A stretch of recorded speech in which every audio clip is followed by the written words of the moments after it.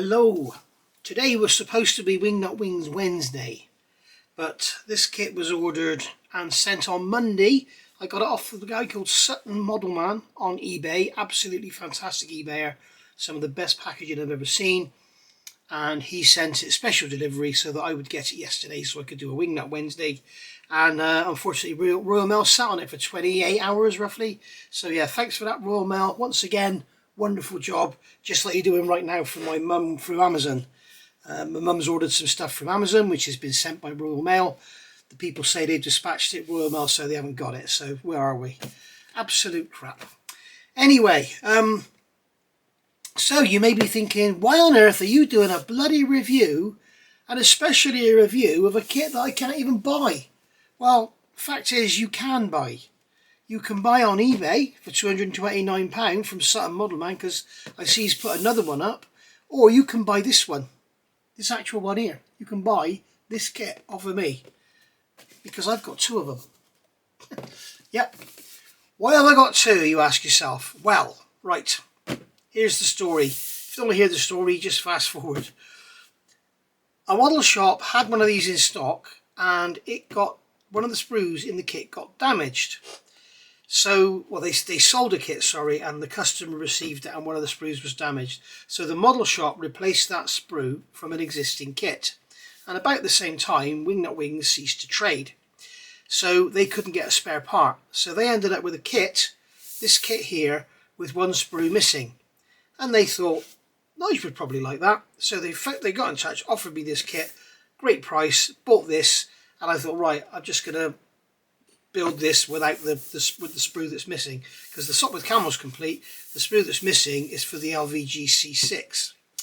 So and it happens to be the lower wings. So I got the kit and I thought, what am I going to do? I thought, I know what I'll do. I'll buy another one. I'll take a mould of the sprue that's missing, which is this one here, and then I can put that back with that kit and sell that kit to one of my followers. So if you would like to buy this kit, well, not this one, that one, because this one is in much better condition. You can see inside here, it's beautifully packaged by Sutton Modelman, absolutely gorgeous, really, really nice. It is beautifully packaged by him, and this one will be for sale, and I will do it on a bidding basis. And I'm going to start the bids at £150. So if you want to buy that kit from me, £150 plus the postage. So remember, if you're in America, it's going to cost almost as much postage as it is for the bloody kit. So I would probably keep this to UK only. But I will start the bidding at £150. You send me your offers via the comments. And if you're not one of my sort of approved followers, then your comment won't show up anyway, so I can keep it stored and I can keep your offer. But make me an offer, £150, may the best man win, and let's have the closing date midnight on April the 12th. So that'll be April the 12th, midnight on April the 11th, so 11:59 PM on April the 11th. So April the 12th, it's closed, and we'll start the bidding at £150. So you send me the bid, may the best man win. Right, so what you're actually going to get is a complete kit, all brand new, unopened. This sprue obviously will be at a minimum, the bag will be open because I will have used it to make a mould, but I may have clipped the parts off the sprue to make the moulds, because moulding a whole sprue, it's not difficult, but it's actually getting the resin to fill once you've made the mould. That's the problem. So I will probably have taken one wheel and the other parts off the sprue, but you will get the parts back, probably taped into the sprue as they are now, and back in the bag. So there you go. And if nobody's interested, then I've still got two of them, haven't I? I'll just have to stick it on eBay. Right, so let's do a review of this kit. So this is the Wingnut Wings Duellists, Sopwith F1 Camel and LVG C.VI. So this is the Royal Australian Air Force, and this is obviously the Germans from World War One. There's a story behind this.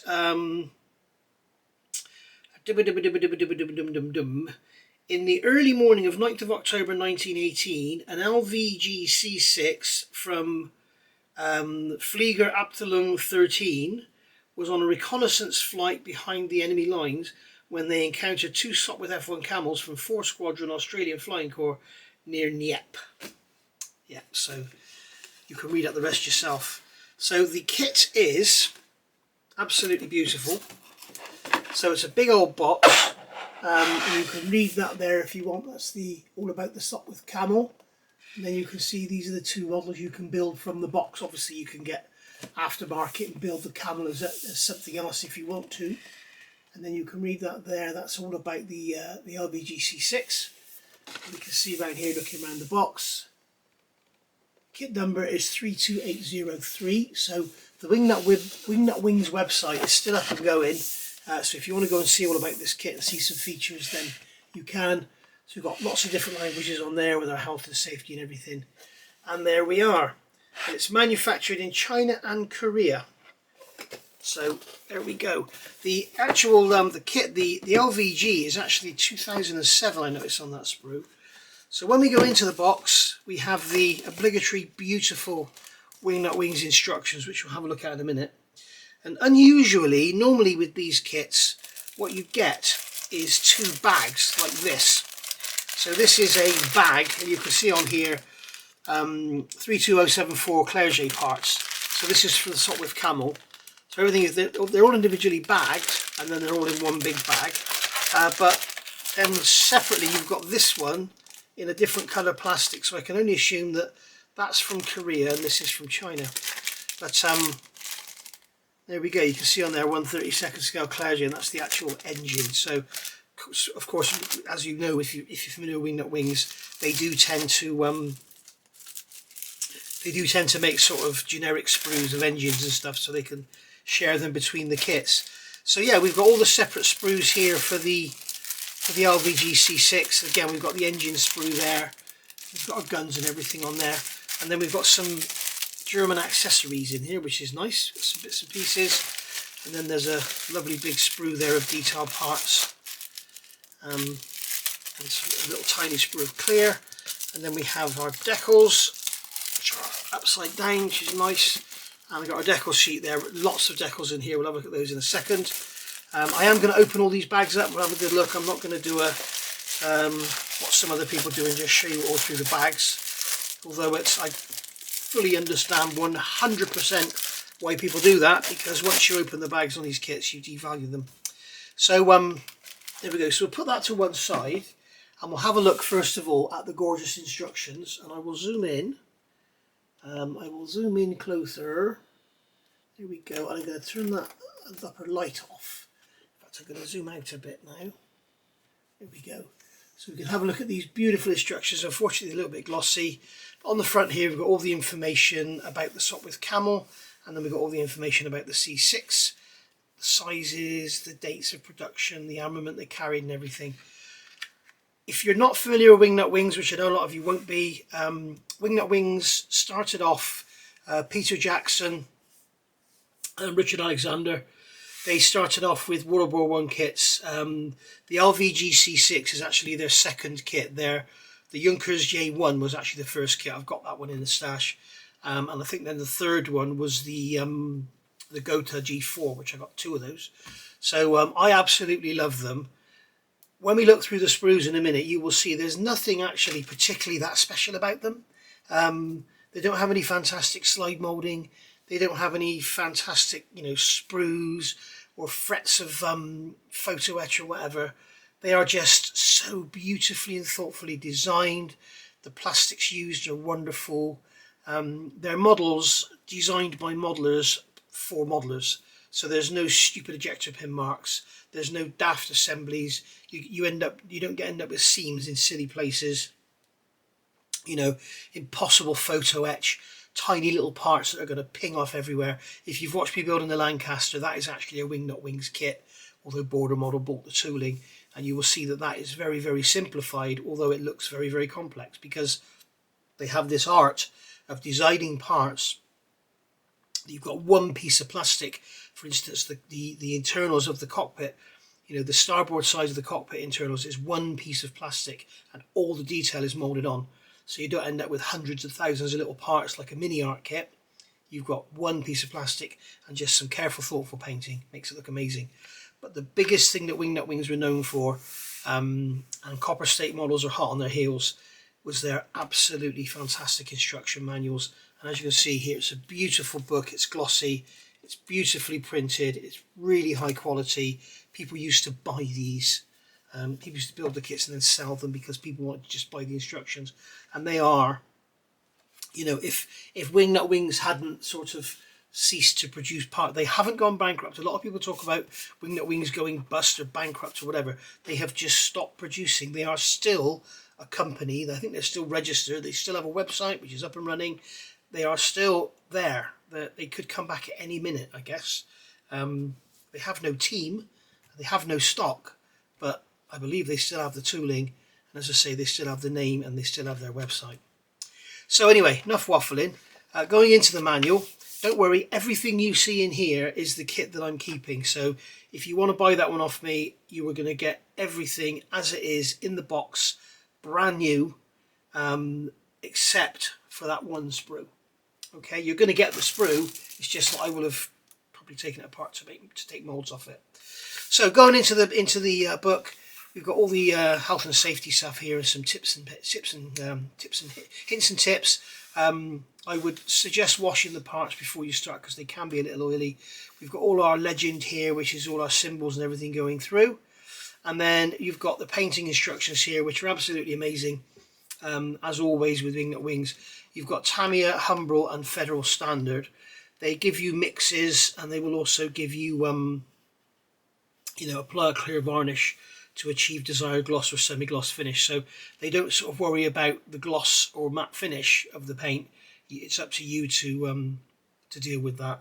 And then it says see our website for hints and tips on painting wood. As you know, I've done lots of videos about that as well, but you can go to their website and see all that. You can see here we've got dark wood and light wood. So all the Tamiya colours there, very, very straightforward. And of course these days this can cross-reference into the LP paints as well. I'm just wondering if there's a date on here. As I said, it was one of their early ones, so it's probably something like 2007. I mean, I know that the date on the LVG kit is 2007. What's the date on here? This was 2011, so it could be 2012, something like that, but the LVG itself is 2007. So we've got our sprue call-outs, and as you can see we've got lots of shaded out parts that we're not going to use. Obviously they intended to do another LVG, but they only ever seemed to do the C6. They didn't do anything else, so there we go. That's unfortunately, that's the sprue that was missing. If you are watching this, the guy that actually bought the kit and then had that sprue replaced because it was damaged, if you want to get in touch with me, nigelsmodelingbench@gmail.com. If you've still got that sprue, I'd happily buy it off you. So obviously depending how badly damaged it is, but there we go.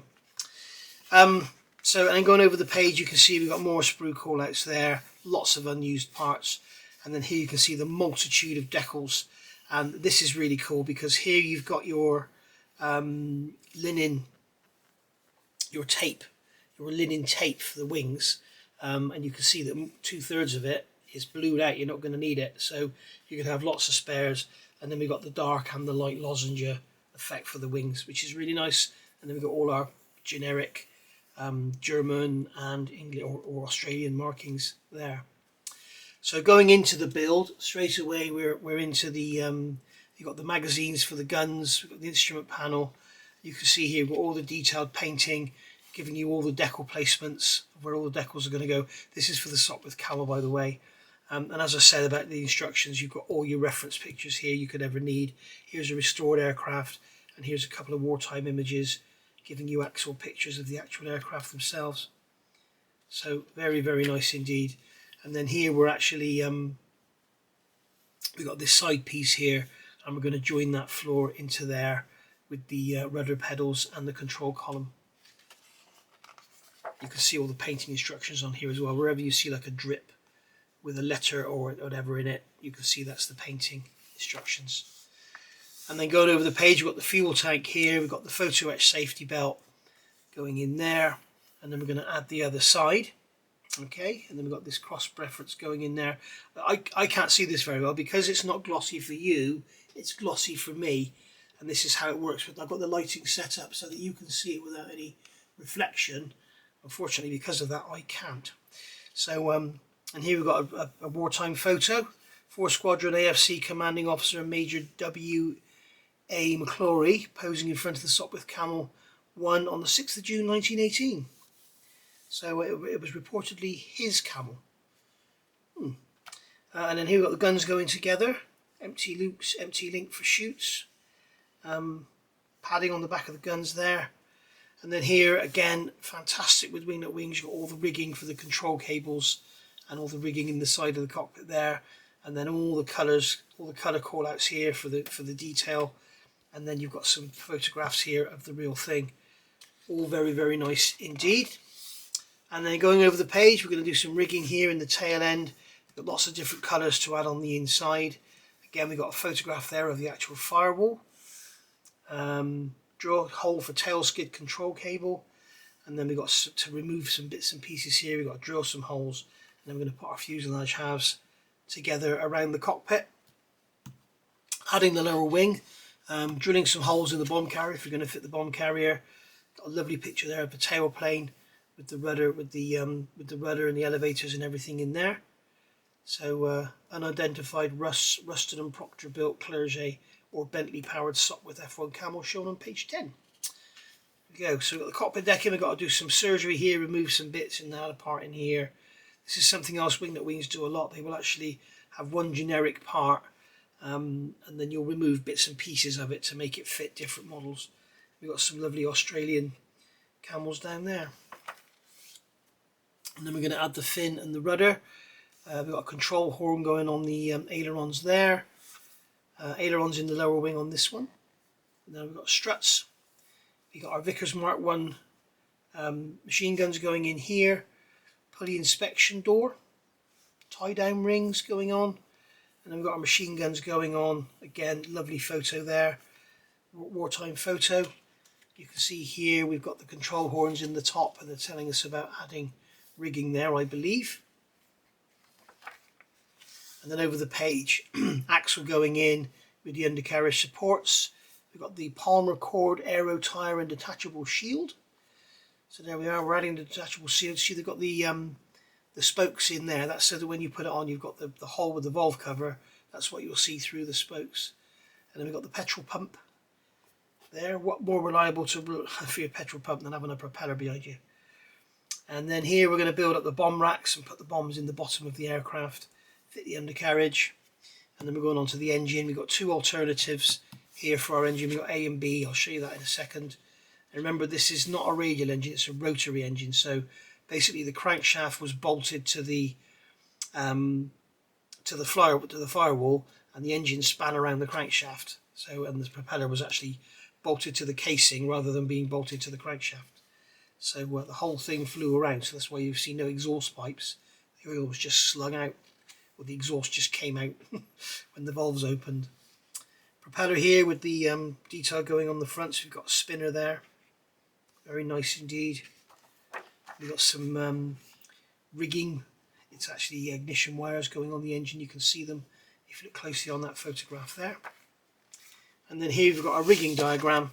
So this is the rigging diagram for the whole aircraft. It's showing you where it all goes and where it all meets up. You've got this part here where it's all going to meet. So and that's got to be 7mm below the upper wing. So all very nice. And then we've got aerodynamic wires. So you can get the, I think it's Ames that make photo-etch rigging for this one if you want to get that. And then here we've got two different aircraft we can build, A and B. The only difference I can see on these really is the number, pretty much. So this is E7241 VH Thornton, 2 victories, 1 shared. And then this one is HN Care, 1 shared victory. They're both from the Australian Flying Corps. 9th of October 1918. So that's the day they met out with the LVG 6. And then you can see upper and lower photographs there, or pictures showing you all the colour callouts and the decal placements. Then we go straight into the German aircraft. This is the LVG C.VI. So we're starting off with the pilot seat. He's sitting on the fuel tank, which must be nice. Rudder pedal, control column going in there. And then we've got some machine gun magazines. We've got an instrument panel there. We've got a real photograph of the safety belts, should you want to use the photo-etch ones or get the HGW aftermarket, which are stunning. And then we're building up the cockpit frames, adding in some details. You can see some decals going in the side there. We've got an observer's seat, probably not installed, but it's there if you want it.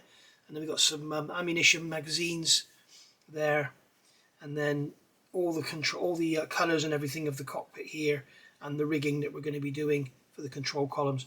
Actually a lot more simple than the Camel cockpit.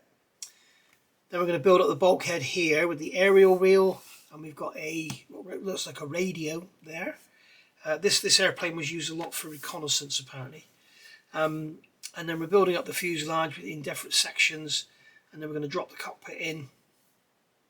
So that's pretty nice. You can build the complete fuselage, get it all painted because it all needs to have that plywood effect, or you could use the decals from HGW or whatever. But you're going to get that nice wood effect, and then you can drop the cockpit in after you've done all that, which is a nice touch. I can't see any mention about.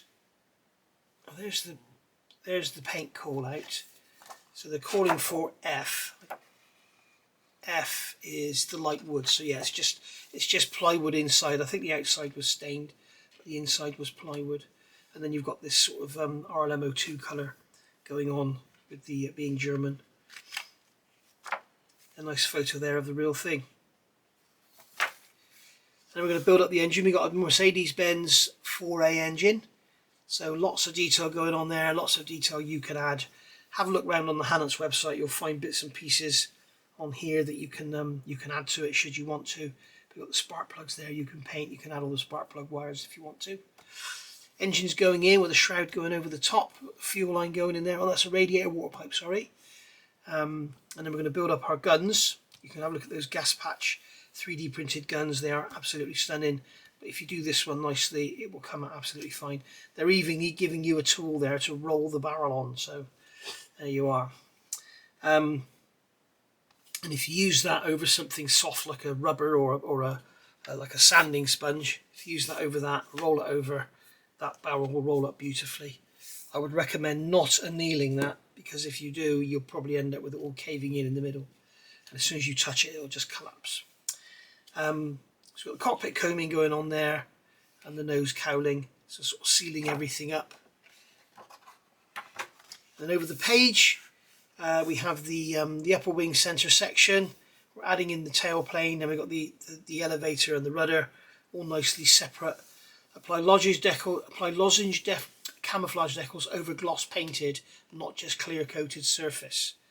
Okay, don't see what the difference is in having a clear coat or painted, but whatever. If you're using LP colours, the LP colours are designed to go straight onto plastic, so I see no difference in having LP clear, LP9 clear or gloss paint. See no difference, but maybe there'll be somewhere else in here it tells you to paint a certain colour underneath the lozenge. I've never used lozenge decals, so I don't know anything about them.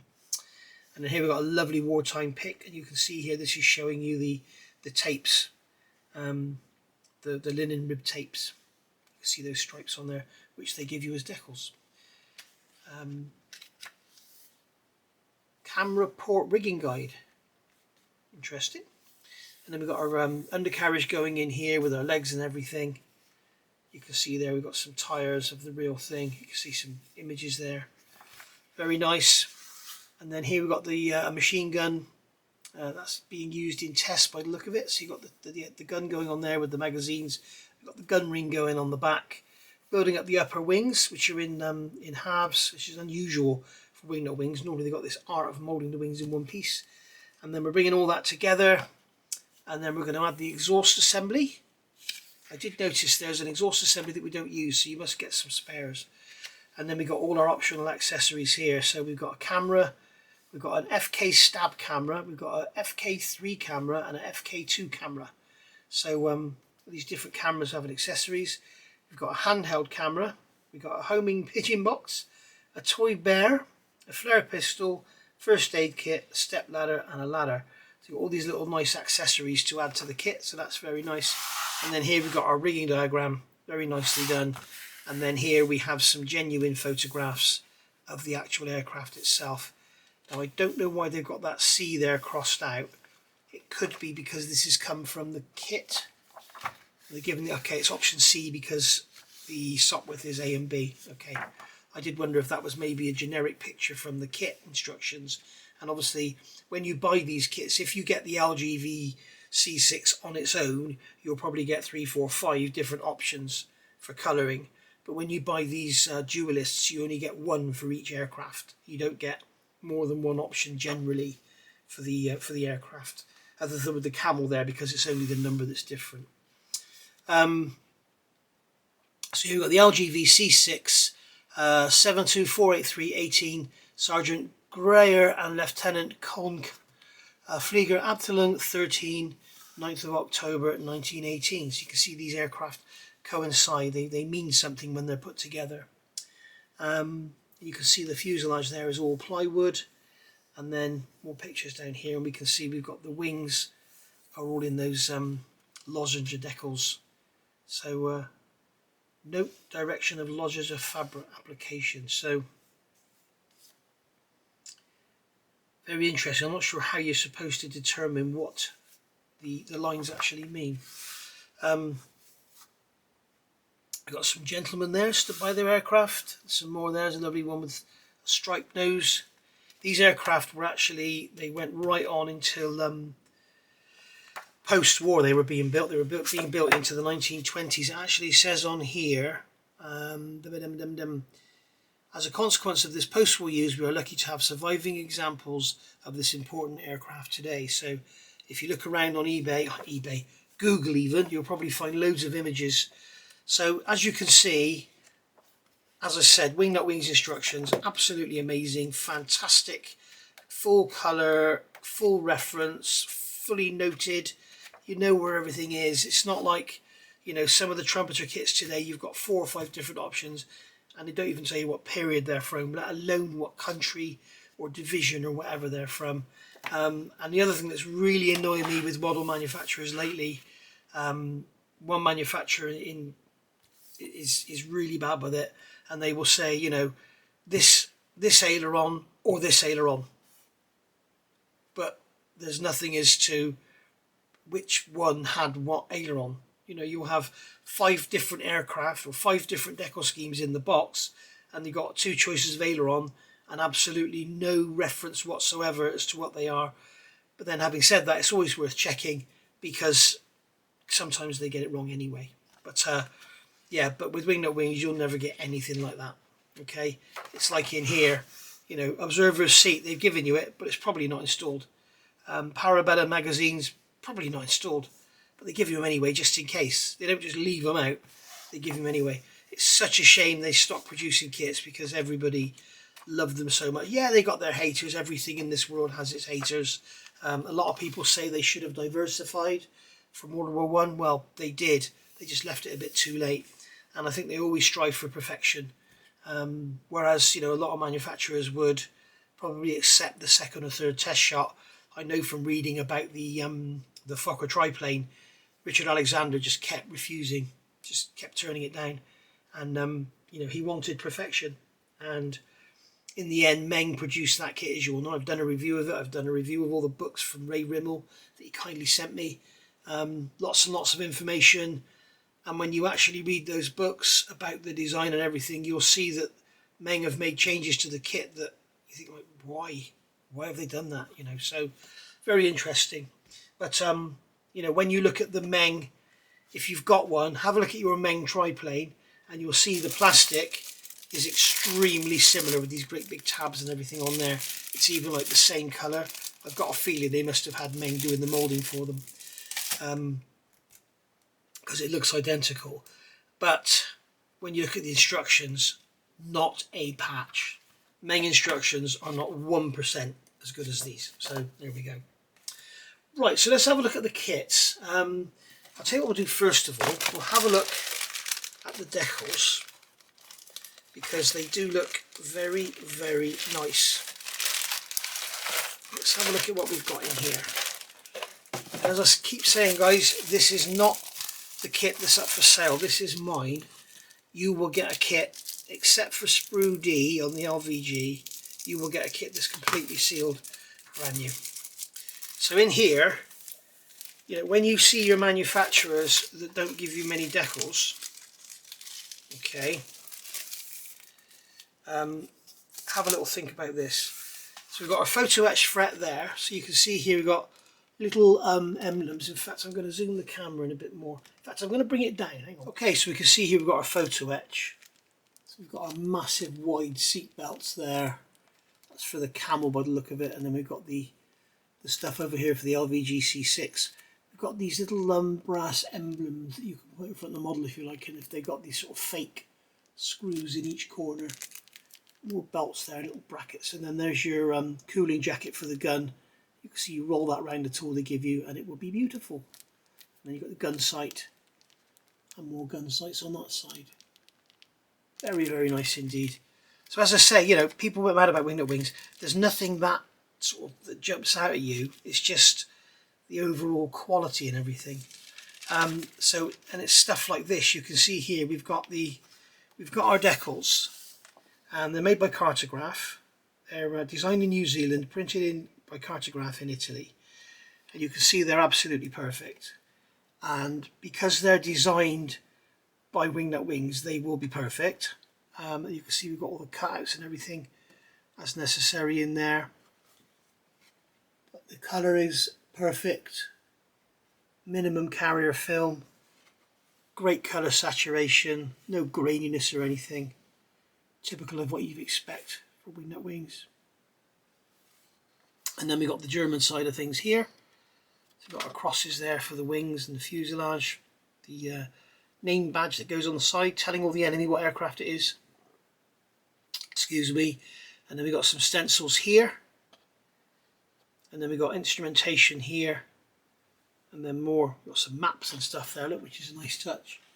And then we've got some tape there. And then we've got some lozenge tape there. And they are individual carrier films, so you don't have to accurately cut them out. They are actually individual. So very, very nice indeed. So we have here's our sheet of lozenge decals. And bearing in mind, you know, there's probably, if you wanted to buy these decals today aftermarket, there's probably 40 quid's worth of decals here, if not more. And you've got it all in the kit. So there's your upper lozenges, that's the darker ones. And then here you've got the lighter ones. Okay, so obviously what they mean in direction, when they talked about in the instructions here, obviously what that is this is the direction the strip is going in. I thought they were just one big sheet of decal, but it's actually strips. So that's what they're saying, is those strips there. So what I do wonder is, are the strips perfectly sized to fit the wings perfectly? Where has the wing sprue gone? Let's have a quick look while we've got the decals out. Come here. Do the strips match?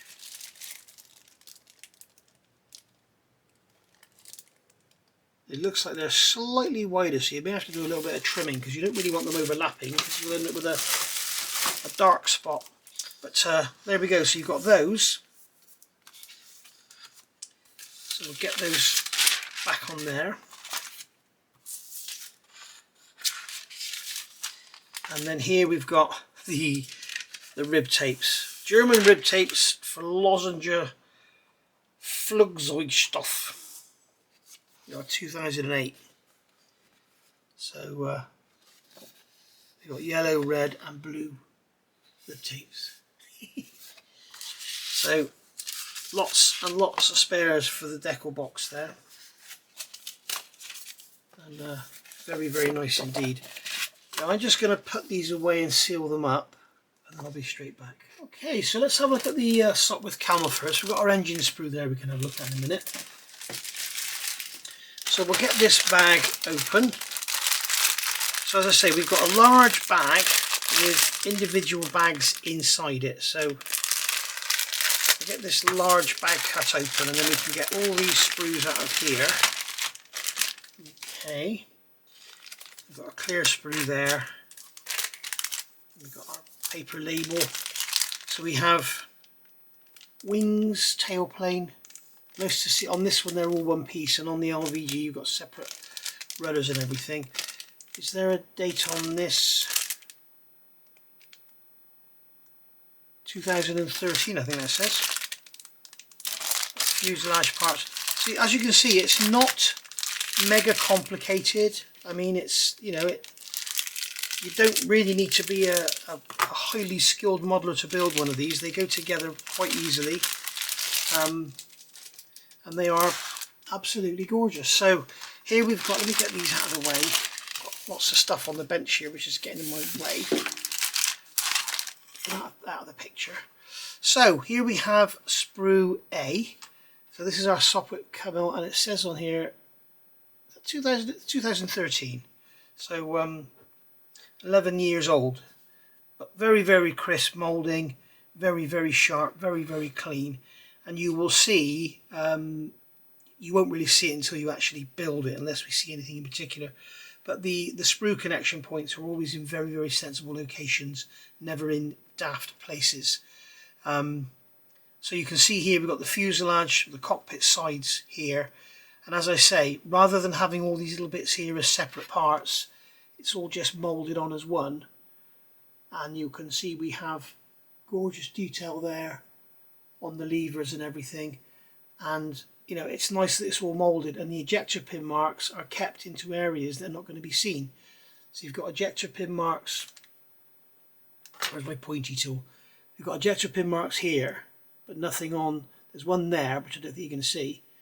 But there's nothing in here in the areas that you're going to see. Okay. So very, very nice indeed. You can see on there we have the seat, the bottom of the fuel tank behind it. You can see the base of the seat there is beautifully done. We've got the wicker. You can get aftermarket to replace this. You've got the wicker seat back there. You can see the wicker detail on there. You don't need to replace it. You could just, careful painting, it looks gorgeous. Got a fuel tank. And there's our magazines for the guns there. That looks like engine parts, is it? We've got our axles there, so they're going to be quite flimsy. And again, on this side, you've got detail which is moulded in, rather than rather than having to worry about tiny little parts and glue marks and mould seams to clean up. And you can see on here are the wheels.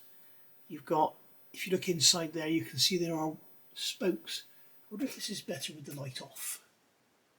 Yes, it is. You can see we've got spokes in there, so that when you put the wheel on, okay, you have the hole there where the tyre valve goes, and you put that in there, so you can see you've got a spoke moulded into there, and you've got the spoke on the back there. So very thoughtfully done. But again, you can see that detail is quite stunning. I'd never realised that doing reviews with the light off would be better. There are guns there. Obviously 2 different options of guns. There's a lot of parts on here that aren't used. So obviously Sopwith Camel is a very, very popular aircraft. I've got another one of these in US Air Service. So there's obviously a lot of parts in that would not be used in this one. But we've got our bombs, struts, Cobain strut. Well, that's landing gear struts, isn't it? That's landing gear struts. That's our Cobain struts there. Or is that landing gear struts as well? Not sure. Yes, they are, because I can see the ends are the same. So there's our Cobain struts on there. Duh. So yeah, very nice indeed. We've got 2 different axles. They look exactly the same, but they're obviously designed to be used with either one of those types of undercarriage. So you can have lots of bits and pieces in your spares box with this one. Next bag. as I say, I am going to build this one. I'm not worried about opening it, and it's basically going to be a kit with resin parts replacing plastic parts anyway. So it's hardly going to be for the collectors, what I'm trying to say. So here we've got our main upper wing with all our ribbing on there. Got the main fuselage halves again. We've got all the ribbing on there, which is very nice. Instrument panel with the details on the front and the rear by the look of it. Nope, it's just the front. And then we've got the upper combing there. I seem to remember seeing. Oh, that's the guns, isn't it? So they've got different covers for the guns there as well. We've actually got 3 fuselage aft, which is a bit weird. So that's interesting. And then we've got these wing center sections, so obviously 2 different ones. So obviously one aircraft had that's going to be our lower wings, and we've got our upper wings coming. So obviously one type of aircraft had this all open and the other one had a very small opening. Tie downs there. And then you can see on the inside of the fuselage again we have no ejector pin marks in the areas where it matters. They're only in the areas that don't matter. So I'm looking at this now. I can't really see the difference in these parts.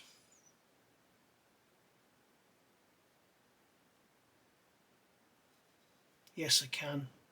This one's just got the two pieces molded on there. This one has got like stitching or something molded in, you can see there. But you can see the detail on the wings is gorgeous. All that rib tape and everything. Again, wings are in one piece. Beautifully done. Wingnut Wings mastered this. Really, really clever. So yeah, absolutely beautiful, isn't it? Again, you can see on those wing center sections the ribbing.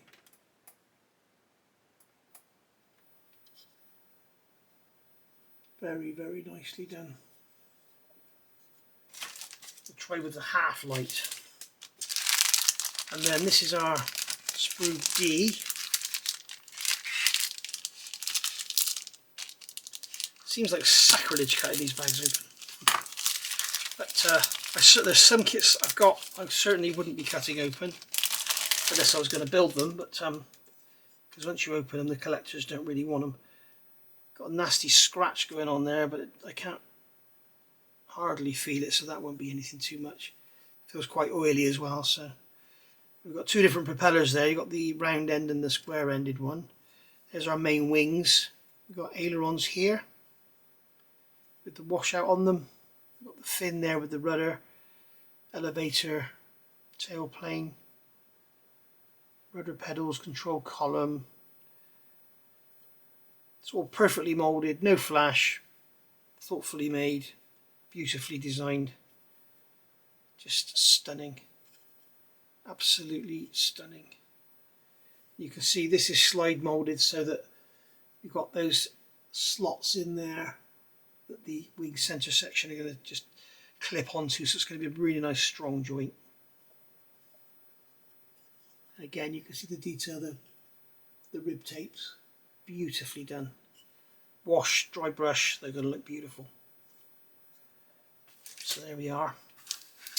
And then here we have our engine. So this is a generic Clerget engine sprue. So you can see here 132nd Clerget 9Z and 9B, and these are the different push rod assemblies. Remember we showed in the engine there were 2 different ones. So you've got the main cylinders themselves, they're moulded in half, so you're going to have a seam line to deal with, and then you've got the intake ring on there. As I say, there is no exhaust, it will just shot it out. That's why you had muck and rubbish everywhere. I think these were total loss oil systems as well on these. Obviously you can imagine the centrifugal force just threw everything out. Very, very nice moulding. Those fins are lovely on there. Really lovely and nice. Beautiful, beautiful, beautiful. So, and then we've got the clear sprue here, which is in a Ziploc bag. Thoughtfully done by Wingnut Wings. And then here we have various different windscreens and stuff.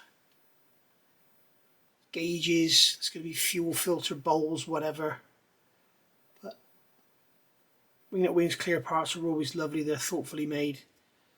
And you know, there's nothing really, I can't think of anything negative to say about Wingnut Wings. It's people accuse, in fact no they don't, people don't get accused of being Wingnut Wings fanboys because everybody loves them. You know, even if not a World War I fan, you can't sort of dislike Wingnut Wings because there's nothing to dislike. You know, you've got companies like Revell and people dislike the plastic, people dislike the packaging, people dislike the subjects, people dislike the fact they keep re-releasing old tools.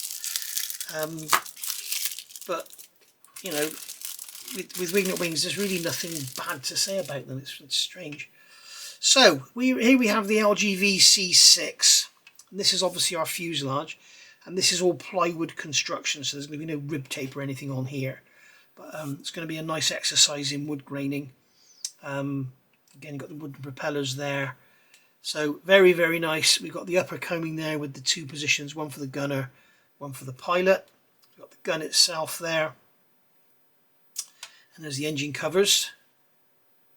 You can see on here we've got some really crisp, sharply moulded, beautiful detail. That's the underside. And then the top, you can have a seam line down the middle. I wonder why they didn't make the top the same as they have the bottom, so you'd had a seam there. Strange that. We've got some magazines there which are beautifully moulded on both sides, which you don't often see. And the gun is very nice indeed.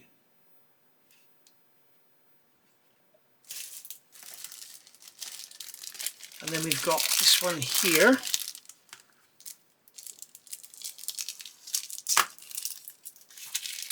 So this is our engine sprue. So again, this is going to be generic. It's got parabellum, so there's our parabellum machine gun stuff there. And this one has Benz 4. So this is a generic sprue for your parabellum gun and your Mercedes-Benz 4 engine. So you can see we've got the two different exhausts there. We've got all the different machine guns, beautiful cylinder block. We've got the cylinder block itself, barrels. So we've got different barrel assemblies for whatever aircraft you're building. You've got the difference in the sumps there. In fact, no, that's two halves to the sump. But it doesn't look like we've got different. No, we've got two different exhausts because we've got 6-cylinder engine, Nige. Duh. You can see the valve gear there. Have a close look at that. Valve gear is beautiful. Engine is beautiful. Got the did they have magnetos in these days, or would they have been distributor caps? I'm not sure. But very, very nice. And you can see the guns here. You've got the option of using the tool and the photo-etch rolled brass with the gun like this, or you can use, sorry, let's come to the middle of the screen, Nigel. So you've got the tool there with the rolled brass and the normal gun, or you've got just a one-piece plastic moulded gun if you're scared of the photo-etch. And you've got some more guns here, and then we've got some ammo cans there, and we've got a roll. That's nice to see. I wish more manufacturers would do that. You've got the actual belt of bullets there. So yeah. Now this sprue here we'll leave till the end because it's a bit of a weird one, that one. We've got the clear sprue there. I'm not going to bother getting this out because all that is just a windscreen, as you can see in there. Very clear, very nicely done. And then coming there, we've got this is one of the major sprues for the aircraft itself. So here we have lots of information going on. This is sprue A. and this one is 2007, so this is an old girl now. So here we've got the tail skid, we've got some pointy things. I'm not exactly sure what they are. I really don't know what they are. And then we've got some round covers here with what looks like grills on them. Yep, they got, in fact they're actually, that's amazing, these round discs here have got vents in them and they're actually moulded through. You can actually see through them, which is incredible. We've got the cockpit floor here by the look of it. Got the centre section of the upper wing with the radiator in there. Got the fuel tank. Cockpit sides. And then we've got the gun here again. You can see we've got moulded cooling jacket, or you can use the photo etch one if you've got one. A magazine there. The seat with the leather sort of covering, which is very nice indeed. There's the nose piece there. We've got all our struts. I'm going to have a look and see what those bits are. I wonder, I didn't know what they are. They're not used, so we'll never know what they are. But they're like bullets or something. They're like pins. Don't know what they're for. And then we've got some different exhausts here. So we've got a high rise straight, and then we've got here with the angled back. We've got our instrument panel there, look, so that's all going to be painted in wood. We've got the bulkhead there, or the firewall.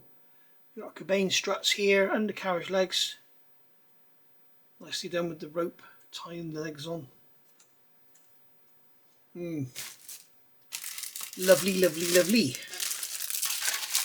And then next off we have this big old sprue here with our wings. And these are actually, unusually for Wingnut Wings, these are actually moulded in halves. I guess it's because it's the early days. But you can see here we've got our rudder there, and there's our fin. We've got our ailerons, wheel centers. That looks like a battery or something. I'm not sure what that is. Is that the cable reel? There was a cable reel, wasn't there? And there's our elevator in one piece. The wing upper surface and wing lower surface. Again, we've got all that beautifully moulded on rib tape with the studs and everything in it. So really, really nice. Get the decals on there, give it a dry brush. Beautiful. Got some sink marks in there because of the moulding in there, but because it's all fabric, it doesn't really matter. Beautiful. Simply beautiful. And then finally, oh no, we've got this sprue here.